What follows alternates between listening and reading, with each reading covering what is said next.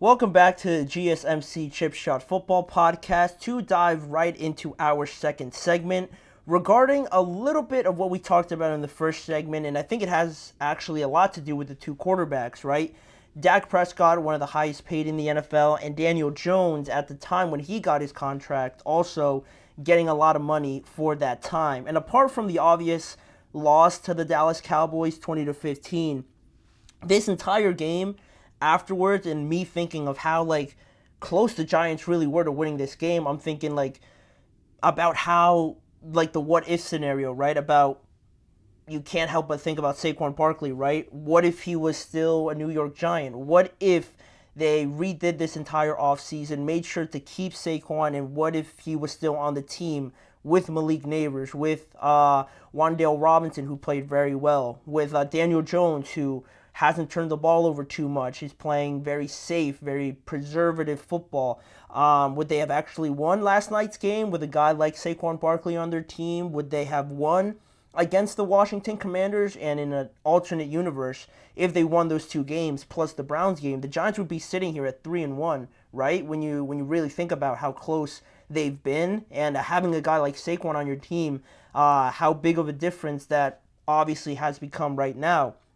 And you go back to the decision, right, in the offseason, like I mentioned, to not pay Saquon Barkley because he's a running back, right? And you decide to pay Daniel Jones. Instead of tagging Daniel Jones, let's say, and extending Saquon Barkley to the contract that he ultimately got with the Eagles. Probably unprecedented for the Giants and for a lot of people who don't really value the running back. But I think this season has showed us now that the NFL is kind of changing to a different sort of game plan makeup of some of these teams, of success, what success really is built off of. And maybe it's not just the idea of needing to have a quarterback, right? Let's extend the quarterback because we need a quarterback. If we need anything, we need the quarterback, regardless if we really believe in him. If we don't have him, if we have an average quarterback, it's better than not having one at all. And I don't necessarily agree with that.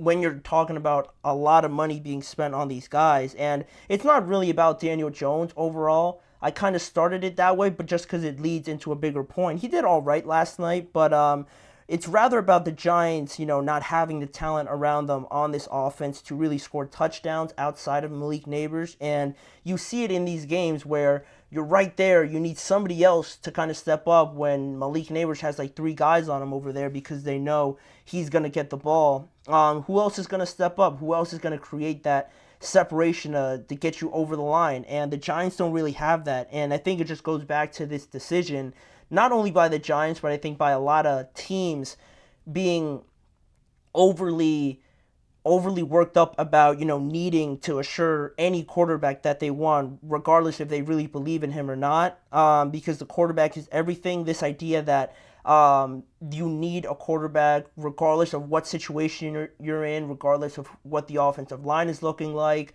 who you have at receiver, what your defense is looking like. Is this head coach the right matchup for this quarterback? I think teams over the last couple of years have become overly obsessed with this idea, and it doesn't really sit well with me. And I think looking at it so far this year that the NFL has sort of become too much about just getting the quarterback without really focusing on the situation. And you look at the quarterbacks, like I mentioned, right? That's the overall focus of this segment, right? You look at the top 10 highest paid quarterbacks, right?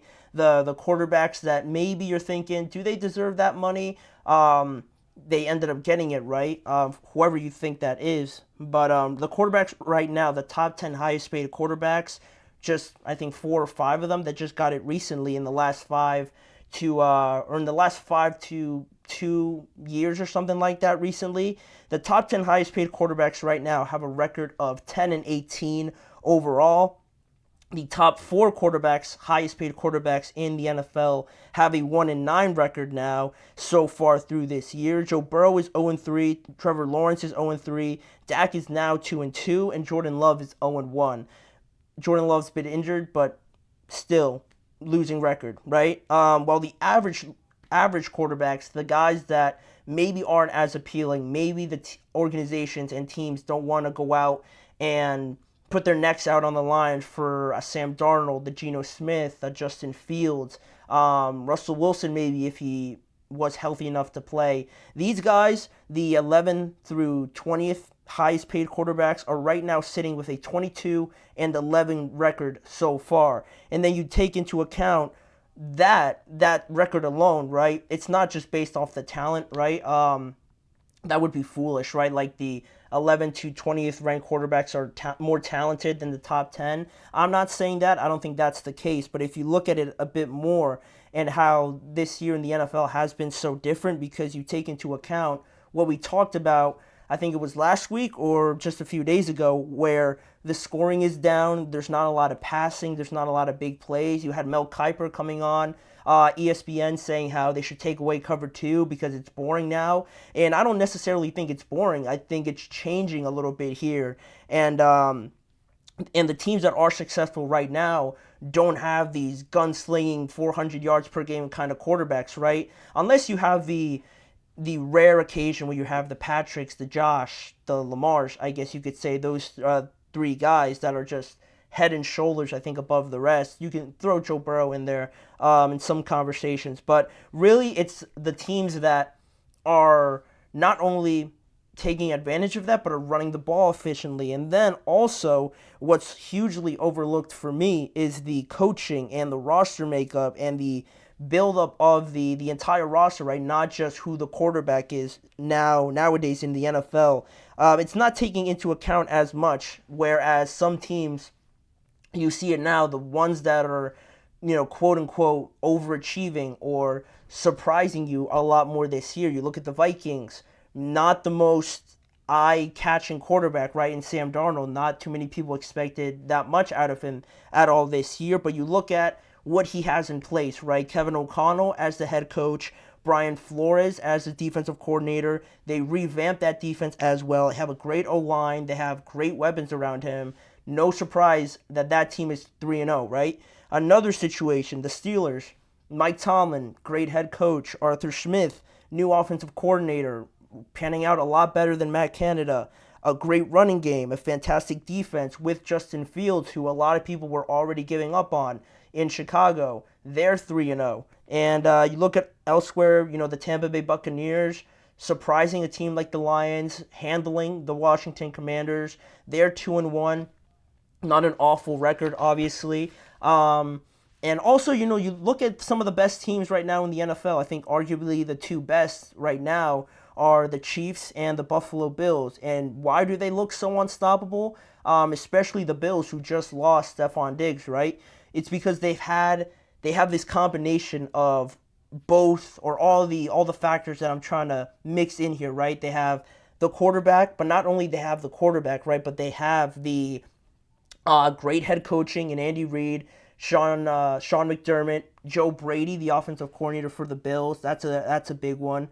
And great defenses on both sides, great O-lines, great running games as well, and also great weapons. Those are the epitome of what I'm trying to say overall here. Not everybody can get to that level, obviously, because they don't have a Josh Allen or a Patrick Mahomes. But I think that's where the problem lies, right? Everybody would love a Patrick and a Josh, right? That goes without question. But I feel like everybody, or most teams in the NFL, why you see some quarterbacks fail or why you see some high-powered offenses on paper not work out is because I feel like teams try to skip steps to try and get a Josh or a Patrick so quickly. They skip the looking out for an offensive line, right? The Bears go out and get a bunch of weapons to think that Caleb Williams is just going to walk in here and throw the ball 50 times and they think that's going to win a game.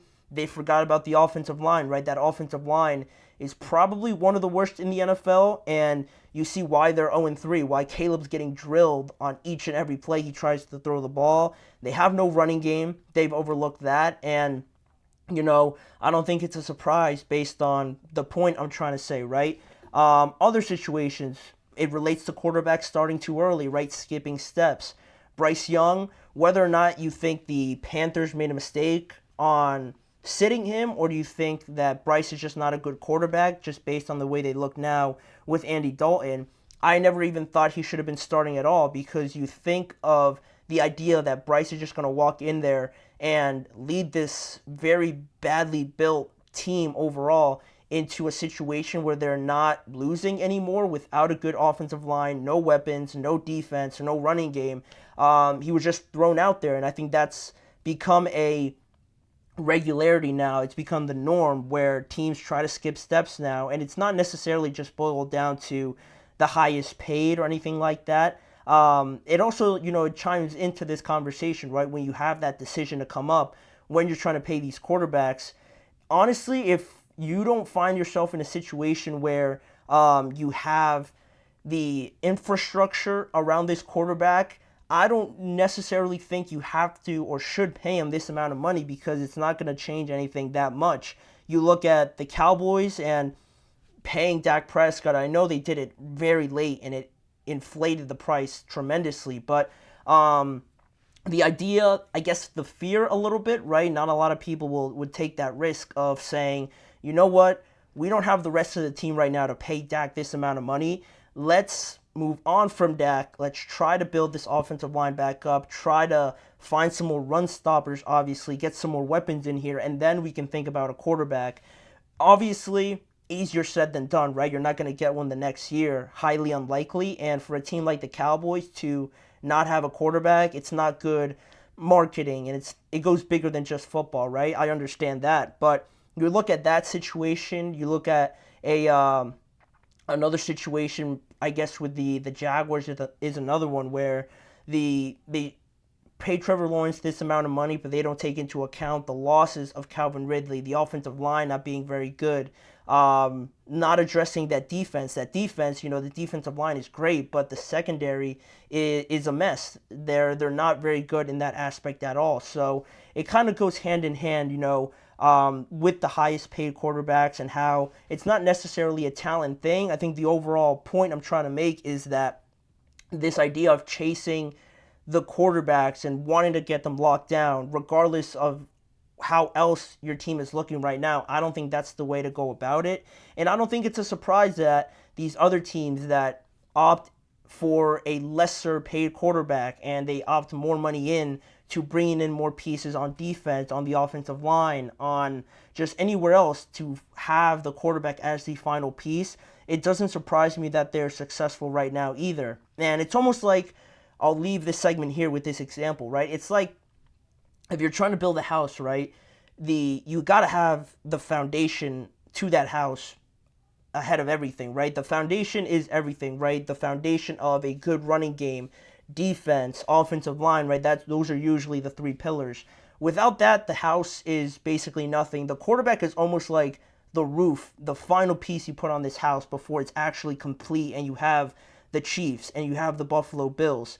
The roof, obviously, if you don't have the quarterback, the final piece to everything, that house doesn't look right. It's always, getting rained on and things like that, obviously, right? Legitimate terms there. But if you don't have the foundation for however nice and sturdy that roof is, if you don't have that foundation, it's always just going to come crumbling down. And it's not going to work. It's not going to work if you don't have these things to build it off of. And that's where I think this idea of why the highest paid quarterbacks, right, they're not working out. Joe Burrow, he's a great quarterback, but why is he 0-3?